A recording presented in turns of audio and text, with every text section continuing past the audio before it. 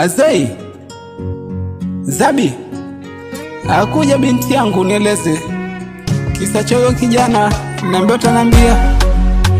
Aya nieleze mwanangu yaliyomkumba mwenzio Osman Gregory. Alizama ujahilini, Ibilisi alimteka, akatanda kwake akilini, kila ovu alitenda.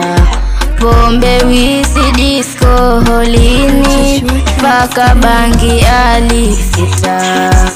Wanawake wasio na dini alikesha nao kutoa. Alishawishika sana na marafiki wabaya, aliwaona wa maana, kumbe vichochezi wafaya.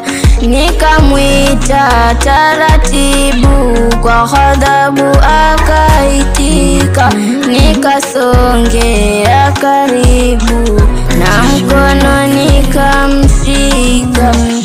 Taratibu akalainika, ghafla kanikumbatia. Machozi yakimumunyika, anajuta analia. Akasema kweli nakupa, najua nilipotea. Hivi sasa nitabadilika, nipo nawe kila hatua. Tiring tiring Agash, tiring tiring Agash. Sawa binti yangu, sawa. Nimeasikia mwanangu uliyosimulia kisa hiki Agash cha uchungu. Ulijitolea kwa kumtambua mwenzio, shida na mambo yaliyompoteza. Kachukua wajibu ukamtuliza kilio, hadi leo wayaeleza. Machozi yakimumunyika, anajuta analia.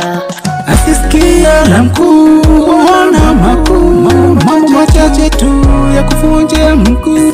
Endelea kumwombea, maisha songe mbele.